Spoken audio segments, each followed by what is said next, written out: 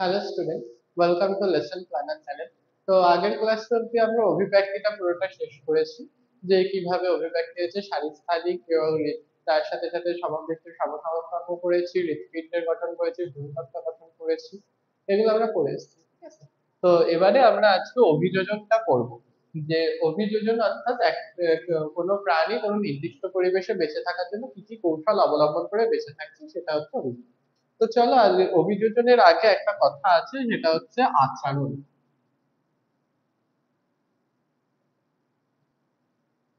আচরণ আচরণটা কি? আচরণ হচ্ছে কোনো প্রাণী যা করে সেটাই তার আচরণ। এই যে এখন আমি তোমাদের পড়াচ্ছি, তোমাদের সাথে কথা বলে বোঝাচ্ছি, লিখছি, এটাই হচ্ছে আমার এখনকার আচরণ। তো কোনো প্রাণী কোনো পরিবেশের কোনো উদ্দীপনার বা কোনো উদ্দীপকের প্রভাবে বা নিজে থেকে যে সমস্ত ব্যবহার বা কোনো অঙ্গভঙ্গি বা কিছু অঙ্গ প্রত্যঙ্গ সঞ্চালন করে বা যা করে সেটাই হচ্ছে আচরণ। আচরণের সাথে অভিযোজনের পার্থক্য আছে। অভিযোজনটা কি? অভিযোজন হচ্ছে বিজ্ঞানী বাফালোর সংজ্ঞা অনুসারে অভিযোজন হচ্ছে কোনো প্রাণী বা কোনো জীব নির্দিষ্ট পরিবেশে, প্রাণী বা উদ্ভিদ উভয়ই কোনো নির্দিষ্ট পরিবেশে বা তার নির্দিষ্ট একটা এনভায়রনমেন্টে বেঁচে থাকার জন্য যে যে কৌশল অবলম্বন করে, অর্থাৎ তার যে শারীরস্থানিক এবং আচরণগত যে সকল পরিবর্তন ঘটিয়ে সেই পরিবেশের সঙ্গে সামঞ্জস্যপূর্ণভাবে বেঁচে থাকে, সেটাই হচ্ছে তার অভিযোজন।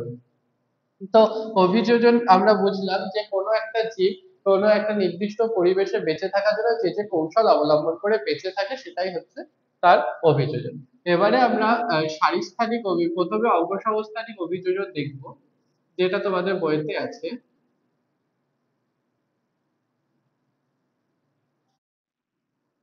অঙ্গসংস্থানিক অভিযোজন। তো অঙ্গসংস্থানিক অভিযোজন বলতে আমরা কি বুঝি?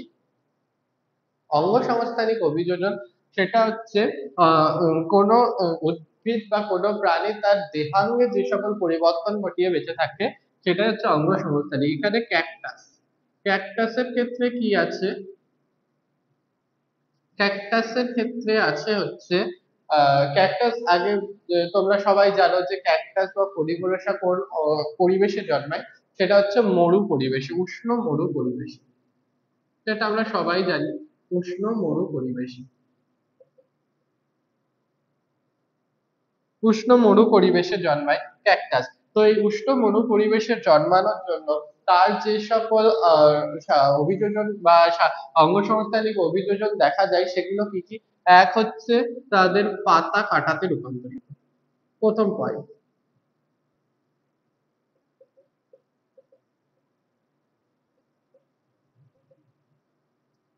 কেন পাতা কাটায় রূপান্তরিত? যেহেতু উষ্ণ মরু অঞ্চলে জন্মায়, তাই এই উদ্ভিদের প্রধান লক্ষ্য হচ্ছে জল যাতে বেশি অপচয় না হয়, অর্থাৎ শরীর থেকে জল যাতে বেরিয়ে না যায়, সেটাকেই মানে সেটাই তাদের প্রধান উদ্দেশ্য অভিযোজনে, অর্থাৎ শরীরের মধ্যে জলটাকে ধরে রাখা। যেহেতু পাতা কাটায় রূপান্তরিত, তাই সেক্ষেত্রে সালোক সংশ্লেষে সরি যে বাষ্পমোচন, আমরা জানি উদ্ভিদের পাতার মাথায় বাষ্পমোচন হয়, তো বাষ্পমোচনের হার অনেক কমে যায়, ফলে জলের যে অপচয় বা জল যেটা বেরিয়ে যায় সেটা কমে যাবে। আর কি, উদ্ভিদের তো পাতা যেহেতু থাকে না, তাদের সালোক সংশ্লেষ তো করতে হবে। তার জন্য কি হয়, কাণ্ড রসালো ও সবুজ, অর্থাৎ ক্লোরোফিলটা কাণ্ডে থাকে, রসালো এবং সবুজ হয়। স্থূল, মোটা, রসালো এবং সবুজ হয় কাণ্ড। এইরকম কাণ্ডকে কি বলা হয়? ফাইলোপ্ল্যান্ট বলা হয়। এটা খুবই একটা very very important term. What is phylloplane বা ফাইলোপ্ল্যান্ট কি? ফাইলোপ্ল্যান্ট হচ্ছে উষ্ণ ক্যাকটাস বা পলিমনোসাদের দেহে যেহেতু উষ্ণ মরু অঞ্চলে জন্মায়, সেক্ষেত্রে তাদের পাতা কাটায় রূপান্তরিত হয় এবং তাদের কাণ্ড কি হয়? পাতার কাজটা করে, অর্থাৎ তাদের কাণ্ড রসালো এবং সবুজ হয়, স্থূল, মোটা, রসালো এবং সবুজ হয়, ফলে কাণ্ড সালোক সংশ্লেষে সক্ষম হয়, যেহেতু ক্লোরোফিল থাকে সবুজ, তার জন্য সবুজ হয়। তো এই সালোক সংশ্লেষে সক্ষম কাণ্ডকেই বলা হচ্ছে ফাইলোপ্ল্যাঙ্ক, পলিমনোসাদের। আর কি হয়? আর হচ্ছে এদের কাণ্ডে একটা ওয়াক্সি বডি, অর্থাৎ মোমের আস্তরণ থাকে, যাতে জল বাষ্পীভূত না হয়ে যেতে পারে। আর কি হয়, এদের মূলতন্ত্র খুবই দৃঢ় এবং খুব শক্ত হয়, যেটা মাটির অনেক গভীরে গিয়ে জলের শোষণ করতে পারে, অর্থাৎ কৈশিক জলের শোষণ করতে হয় মাটির অনেক গভীরে। তো এই গেল ক্যাকটাসের অঙ্গসংস্থানিক অভিযোজন। যেখানে ফাইলোপ্ল্যাটটা খুবই গুরুত্বপূর্ণ টার্ম। এবারে আমরা আসছি মাছে।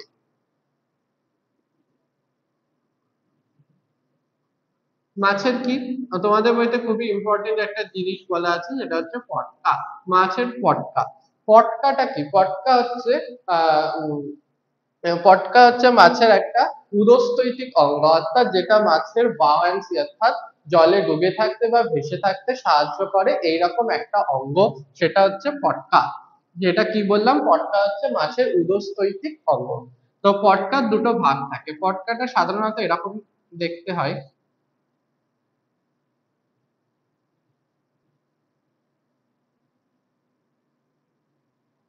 এরকম টাইপের অনেকটা পটকা, এরকম টাইপের অনেকটা দেখতে হয়। এখানে থাকে কি, এটা হচ্ছে এটা হচ্ছে রেড গ্রন্থি, রেড গ্ল্যান্ড। আর এখানে থাকে হচ্ছে রেটিয়া মিরাবিলিয়া, যেটা হচ্ছে রক্তজানু। হ্যাঁ, এটা পর্দা মতো থাকে। রেটিয়া মিরাবিলিয়া। আর এখানে কি থাকে, বিভিন্ন জালক থাকে,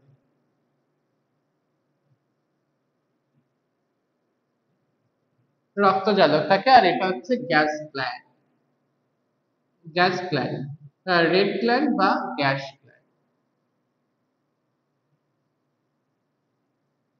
রেড গ্ল্যান্ড বা গ্যাস গ্ল্যান্ড, এটাকে রেড গ্ল্যান্ড বা গ্যাস গ্ল্যান্ড বলা হয়।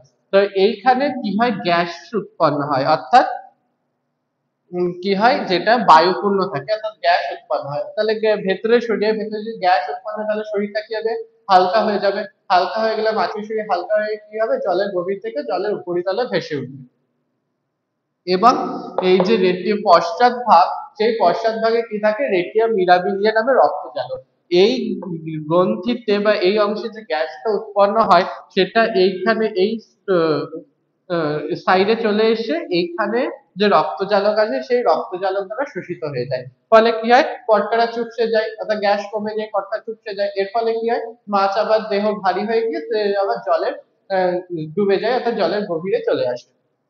এই হলো পটকা, যেটা উদস্তৈতিক অঙ্গ হিসাবে কাজ করে, অর্থাৎ প্লবতা নিয়ন্ত্রণকারী অঙ্গ হিসাবে কাজ করে মাছে। এছাড়াও তো আমরা জানি মাছের পাখনা থাকে, ল্যাজ থাকে, যেগুলো সাঁতার কাটার সময় আবার দিক পরিবর্তনে সাহায্য করে, আঁশ তারা আবৃত থাকে, ইত্যাদি ইত্যাদি।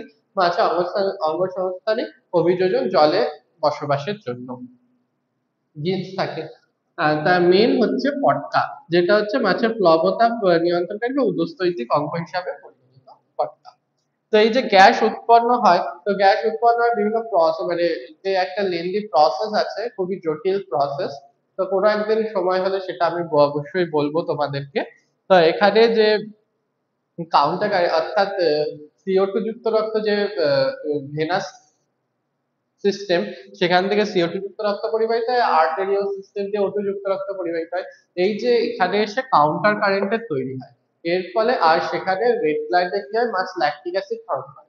তো এই ল্যাকটিক অ্যাসিড যেহেতু পিএইচ কে নিয়ন্ত্রণ করে, অর্থাৎ পিএইচ নিয়ন্ত্রণ করছে, তো সেখান থেকে বোর এফেক্ট, রোট এফেক্ট ইত্যাদি এফেক্টের মাধ্যমে মানে গ্যাস রিলিজ হয় এই অংশে, অর্থাৎ O2 রিলিজ হয় এই যে গ্যাস গ্ল্যান্ড আছে সেখানে।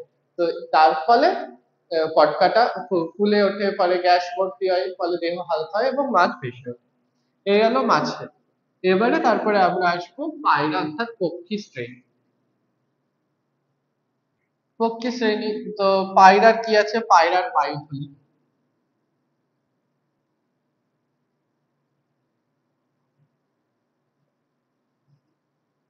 পায়রার বায়ুথলি, তো বায়ুথলি কটা থাকে সংখ্যায়, 9টা। কটা থাকে, 9টা। এই যে এখানে তো ধরো ফুসফুস আছে, আমি একটা রাফলি আঁকার চেষ্টা করছি।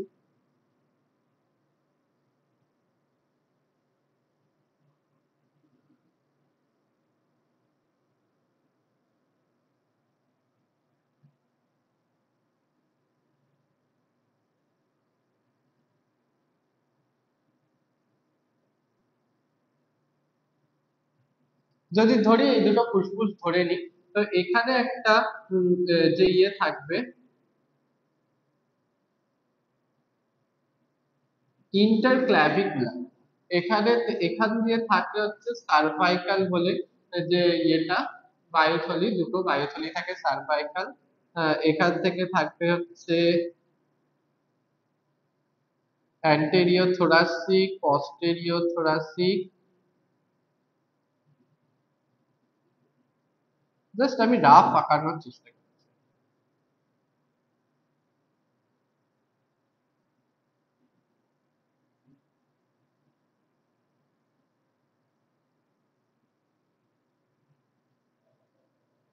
আমি জাস্ট রাফ আঁকানোর চেষ্টা করছি। এটা তাহলে কি, এটা হচ্ছে সার্ভাইকাল।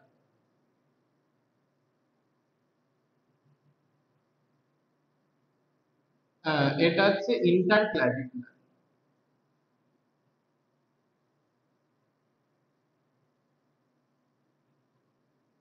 এটা হচ্ছে কি, এটা হচ্ছে অ্যান্টেরিয়র থোরাসিক মানে অগ্র থোরাসিক। আর এটা হচ্ছে পশ্চাৎ থোরাসিক।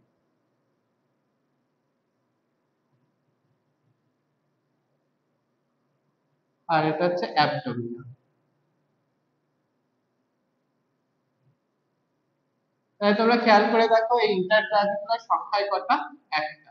সার্ভাইকাল এপাশে একটা, এটা দুটো, অগ্র থোরাসিক ও দুটো, এটা আর এটা, পশ্চাৎ থোরাসিক ও দুটো, আর অ্যাবডোমিনালও দুটো। এই হলো 2 4 6 8 একের 9। তাহলে বায়ুথলির পায়রার বায়ুথলির সংখ্যা কত, কত হলো তাহলে 9টা। এগুলো একদম ফুসফুসের সাথে ডিরেক্ট যুক্ত থাকে। অর্থাৎ ফুসফুসের এই দুটো হচ্ছে লাং। তো এই ফুসফুসের সাথে যে ব্রঙ্কিওল গুলো থাকে, যেখান থেকে মানে শ্বাস গ্রহণের সময় বায়ুটা আসে, সেটা ডিরেক্টলি ফুসফুস থেকে ইয়েতে চলে যায়, কোথায় চলে যায়, বায়ুথলিগুলিতে চলে যায়। তো বায়ুথলিগুলিতে বায়ুপূর্ণ হওয়ার ফলে কি হয়, পাখিদের দেহ হালকা হয়ে যায়। মানে পায়রার দেহ হালকা হয়, তাহলে পায়রা বাতাসে উড়তে পারে। এছাড়াও এদের আরো কিছু অঙ্গসংস্থানিক অভিযোজন আছে, সেগুলো হচ্ছে যেমন এদের কি থাকে না, মূত্রাশয়, দেহ হালকা হওয়ার জন্য মূত্রাশয়, তারপর মূত্রাশয়, পিত্তাশয়, তারপরে হচ্ছে আহ, আহ, উম, উম, উম, ডান ডিম্বাশয়, ডান ডিম্বনালী,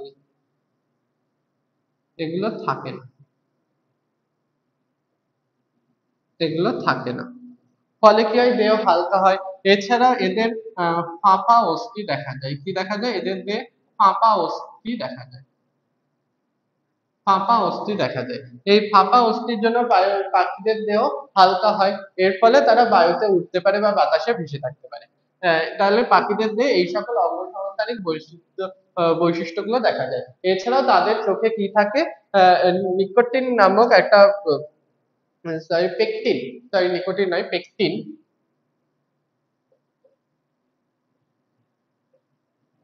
পেকটিন, পেকটিন জাতীয় একটা প্রোটিন জাতীয় পদার্থ থাকে, যার ফলে তারা দূর থেকে অনেক নিচের বস্তু, ছোট বস্তুকে অর্থাৎ শস্য দানাকেও দেখতে পায়।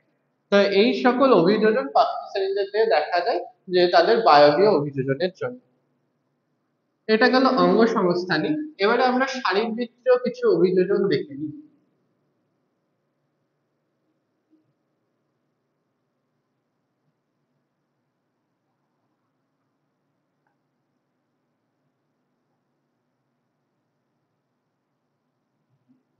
শারীরবৃত্তীয়, তো সুন্দরী গাছের ক্ষেত্রে একটু দেখে নিই। সুন্দরী গাছের শারীরবৃত্তীয়, সুন্দরী গাছ, সুন্দরী গাছ কোথায় জন্মায়, সুন্দরী গাছ লবণাক্ত মাটিতে জন্মায়। লবণাক্ত মাটিতে জন্মায়। তো লবণাক্ত মাটিতে জন্মানোর ফলে তাদের যে সকল অভিযোজন, অর্থাৎ সেই লবণাক্ত মাটিতে বেঁচে থাকার জন্য যে সকল অভিযোজন দেখা যায়, এক, তাদের যে শ্বাসমূল দেখা যায়। শ্বাসমূলকে কি বলা হয়, নিউম্যাটোফোর। এই টার্মটা খুব গুরুত্বপূর্ণ। অর্থাৎ নিউম্যাটোফোর কি, যেটা হচ্ছে শ্বাসমূল। আর ওদিকে আমি বলেছিলাম ক্যাকটাসে হচ্ছে ফাইলোপ্লাঙ্ক। তো এই নিউম্যাটোফোর যেটা শ্বাসমূল দেখা যায়, অর্থাৎ তাদের মূলগুলি খুব মাটির গভীরে প্রবেশ করে না, অর্থাৎ মাটি থেকে বাইরে বেরিয়ে আসে, এবং সেই মূলগুলিতে কি দেখা যায়, শ্বাসরন্ধ্র দেখা যায়। সেখান থেকে তারা বায়বীয় অক্সিজেন গ্রহণ করে। যেহেতু লবণাক্ত মাটিতে অক্সিজেনের পরিমাণ খুব কম থাকে, তার জন্য এই শ্বাসমূলের মাধ্যমে তারা বায়ু থেকে অক্সিজেন গ্রহণ করে। এছাড়াও কি তাদের লবণ মোচন পদ্ধতি দেখা যায়। লবণ মোচন, লবণ মোচন তারা কিভাবে করে? লবণ মোচন তারা করে একটা হচ্ছে লবণ গ্রন্থি দেখা যায় কোথায়, পাতায় দেখা যায়। দুই, আগে লবণ গ্রন্থিটা বলে নিই। লবণ গ্রন্থিটার কাজ কি? লবণ গ্রন্থি হচ্ছে লবণকে মোচন করা তাদের কাজ। লবণ গ্রন্থি অর্থাৎ আম, সেই লবণাক্ত ভূমিতে যে মূলের মাধ্যমে সুন্দরী গাছ যে জল বা কৈশিক জল সংগ্রহ করে, সেখান থেকে তারা লবণকে পরিস্রুত করে লবণ পাতায় অবস্থিত লবণ গ্রন্থির মাধ্যমে তার দেহ থেকে ত্যাগ করে। এছাড়াও তারা পাতা, বাকল ইত্যাদিতে ইত্যাদিতে কি থাকে, লবণ সঞ্চয় করে রাখে। পাতা, বাকল ইত্যাদিতে লবণ সঞ্চয় করে রাখে, ফলে পরে সেটা দেহ থেকে মোচনের মাধ্যমে দেহ থেকে লবণ মোচন করে দেয়। এই গেল সুন্দরী গাছের লবণাক্ত মাটিতে বেঁচে থাকার জন্য অভিযোজন, শারীরবৃত্তীয়। আর শারীরবৃত্তীয় অভিযোজনে কি আছে? আর শারীরবৃত্তীয় অভিযোজনে আছে হচ্ছে উট। উট কোথায় দেখা যায়? উটের বাসস্থান হচ্ছে মরুভূমি অঞ্চল, উষ্ণ মরুভূমি। মরুভূমি, আহ উষ্ণ উষ্ণ মরুভূমি অঞ্চলে উট দেখতে পাওয়া যায়, বা উটের স্বাভাবিক বাসস্থান হচ্ছে উষ্ণ মরুভূমি অঞ্চল। তো এই মরুভূমি অঞ্চলে বসবাসের জন্য তাদের দেহে কি সকল শারীরবৃত্তীয় পরিবর্তন দেখা যায়, অভিযোজন দেখা যায়? এক হচ্ছে পুরু চামড়া, তাদের দেহে পুরু চামড়া দিয়ে আবৃত থাকার ফলে কি হয়, যেটা আমি আগে ক্যাকটাসের সময় বলেছিলাম, মরু অঞ্চলে ফলে বসবাসের জন্য অভিযোজনের মূল লক্ষ্য কি? মূল লক্ষ্য হচ্ছে দেহ থেকে জল যাতে কম অপচয় হয়, এই কারণে। তার জন্য পুরু চামড়া যেটা সূর্যের তাপ থেকেও রক্ষা করছে, আবার জলকে বাষ্পীভূত বা ঘর্মের মাধ্যমে বাষ্পীভূত হওয়া থেকেও রক্ষা করছে। এদের ঘর্মগ্রন্থি প্রায় থাকে না, গ্রন্থি প্রায় থাকে না। দুই, আর কি হয়? আর হচ্ছে তারা ইউরিয়ার পরিবর্তে ঘনমূত্র ত্যাগ করে, ঘনমূত্র ত্যাগ করে, যেখানে ইউরিয়ার পরিবর্তে কি থাকে, ইউরিক অ্যাসিড থাকে। যেখানে ইউরিয়ার পরিবর্তে আমাদের মূত্রে কি থাকে, ইউরিয়া থাকে, কিন্তু উটের মূত্রে থাকে হচ্ছে ইউরিক অ্যাসিড। এটা খুবই একটা গুরুত্বপূর্ণ, ভেরি ইম্পর্টেন্ট পয়েন্ট, যে তারা ঘনমূত্র অর্থাৎ ইউরিক অ্যাসিড ত্যাগ করে। শুষ্ক মল ত্যাগ করে, অর্থাৎ মলে কোনো জলের ভাগ থাকে না, শুষ্ক মল ত্যাগ করে, সেখান থেকে জলের অপচয় খুব কম হয়। এছাড়াও তারা শ্বাস বায়ু ঠান্ডা করে ত্যাগ করে, শ্বাস বায়ু নাসা পথে ঠান্ডা করে ত্যাগ করে।